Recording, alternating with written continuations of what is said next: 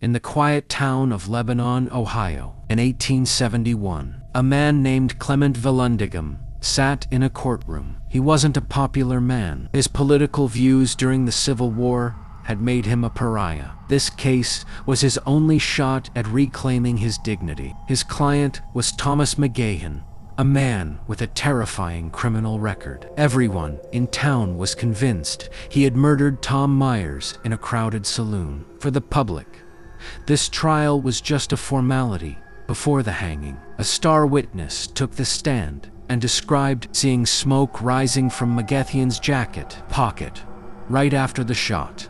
It was a powerful claim. The room went silent, and Clement felt cold sweat beading on his forehead. While everyone saw a killer, Clement saw something else. He believed the victim, Myers, had accidentally shot himself while trying to draw his own weapon from a seated position. But how could he prove it? That night, Clement returned to his room at the Golden Lamb Hotel.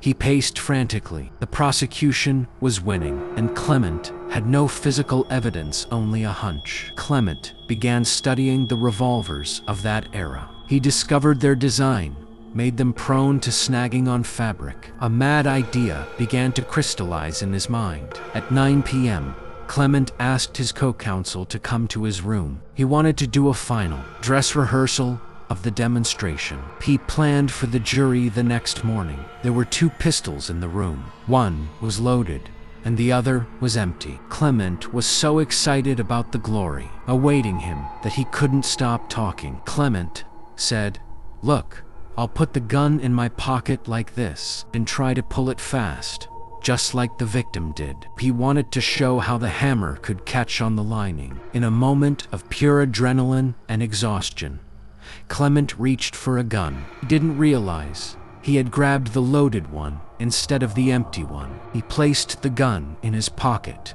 and jerked it upward to simulate the accident. Suddenly, a deafening blast shattered the hotel's silence. Clement dropped to his knees. His friend rushed to him, thinking it was a theatrical stunt to prove the point. But the sight of blood pooling on the carpet told a different story. Clement had shot himself in the abdomen. For 12 agonizing hours, Clement lay dying. Yet through the pain, he whispered, "I proved it. I proved he was innocent." By morning, the news swept through Ohio. The lawyer who tried to prove innocence killed himself the same way. The courtroom turned into a shrine. When the jurors heard what had happened to the lawyer, they didn't need any more evidence. Clement's sacrifice was the ultimate closing argument. The defendant, Thomas McGahan, was acquitted immediately. The alleged killer walked free, paid for by the blood of his attorney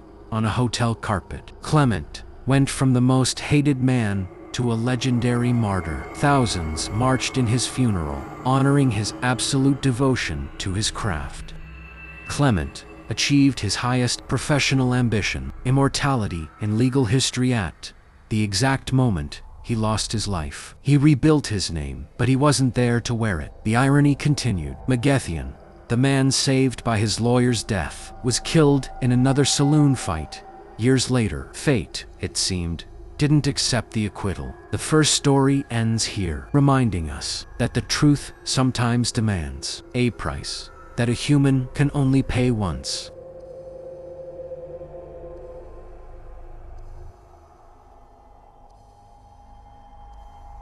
Budapest, 1932. Rezső Seress was struggling, a Jewish musician of short stature, playing in cheap restaurants, dreaming of a melody that would make him immortal. Every time he wrote a tune, it was rejected. Labels wanted happy music to distract people from the Great Depression. But Rezső saw only darkness. On a particularly hazy Sunday, his girlfriend left him. He sat at his piano while the winter wind battered his window. He didn't play music, he played despair. He composed a slow, funereal melody. The lyrics spoke of joining a lover in the grave. It wasn't a song that made you dance. It was a song that made you leave. His friend, the poet Rezső Seress, added lyrics that deepened the gloom. Without knowing it, they had created a musical monster. At first, No one noticed. 3 years passed. Rezső lived in extreme poverty, believing his ambition had died on the vine. Suddenly, the song began to play on the radio. Overnight, the name Rezső Seress was on everyone's lips across Europe and America.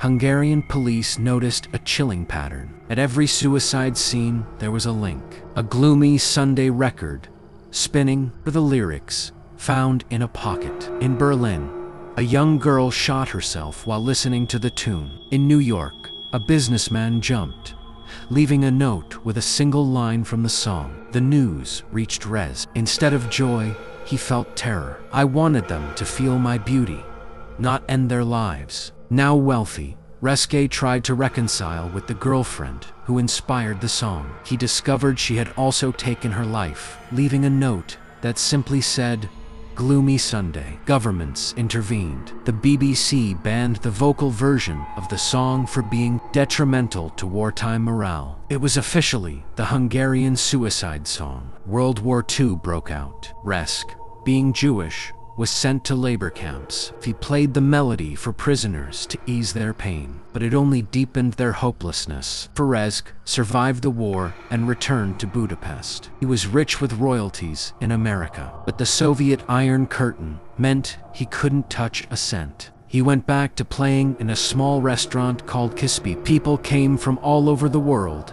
just to see the man who wrote the death song. He was a human circus act. Every day, Rezső grew thinner, he would say. "This melody haunts me. I am not a composer. I am a funeral, walking on 2 feet." One afternoon, he tried to jump from his window. He survived. It seemed fate wanted him to drink every last drop of his success. In 1968, on a Sunday that was just as gloomy as his song, Rezső didn't miss. He jumped from his 8th-floor apartment, ending the legend of Gloomy Sunday. Today, the song is one of the most mysterious pieces in history, covered by Billie Holiday and Frank Sinatra. The original remains the most haunting. Rezső's ambition was realized. He became world famous, but the price was the souls of hundreds, and finally, his own. These stories remind us that what we wish for might be heavier than we can carry. Success is beautiful, but make sure you aren't paying with your life. If you enjoyed this deep dive, let me know in the comments. And remember, if you're struggling in silence, please reach out. There is always hope. Thanks for watching, and we'll see you in the next mystery.